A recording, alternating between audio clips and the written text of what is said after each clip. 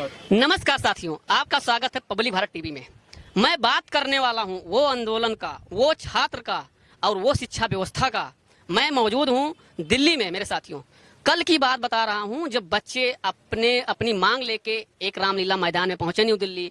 उनके ऊपर लाठीचार्ज हुआ, उनको डिटेन किया गया, उनके ऊपर मुकदमा लिखा गया। किसी का हाथ टूट गया, किसी का पैर टूट गया, लड़कियां इंची गई, मारी गई, पीटी गई। क्या यही है हमारा शिक्षा व्यवस्था? यही है हमारा संविधान और यही है हमारे देश का लोकतंत्र? इस पे क्या कहेंगे आप? इस पे क्या बात करेंगे? जो टीचर अपना वहां पे बैठ के अपने राज्य में, अपने घर पे, अपने इंस्टीट्यूट और बोलते थे कि आ जाइए 9 बजे से आंदोलन है, वही टीचर शाम तक भी उपस्थित नहीं हो पाए। क्यों? शाम को आंदोलन से भगाया गया, उनको उठाया गया, शांतिपूर्ण तरीके से आंदोलन कर रहे थे, लेकिन उनको डिटेन किया गया, मुकदमा लिखा गया। और जिस छात्र का पैर टूटा, जिस छात्र का हाथ टूटा, जिस छात्र के हाथ में मोच आई, तो क्या उनके भविष्य के बारे में सरकार सोच रही है या कोई शिक्षक सोच रहा है?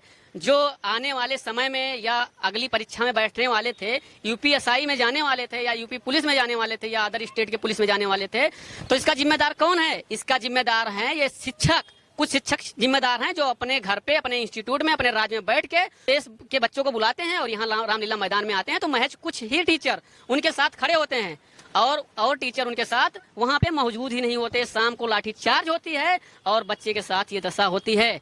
अब वो अपना दर्द किससे सुनाए? बच्चों के साथ कौन खड़ा होगा?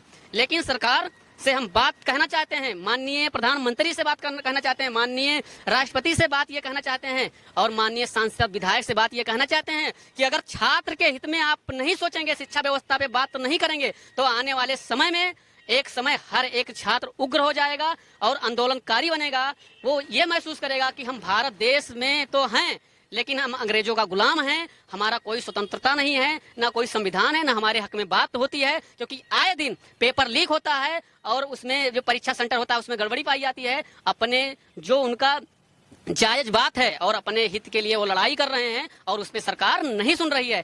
वही पुलिस हैं जो यहाँ से पढ़ के और जाते हैं और उसके बाद में एक गरीब परिवार से आगे निकल के जाते हैं। वही आईपीएस हैं और वही दरोगा हैं, एसआई हैं और वही डीएम हैं जो इनको ये चीजें डिसीजन लेना पड़ता है, बच्चों को वहां से हटाना पड़ता है और मारना पीटना पड़ता है।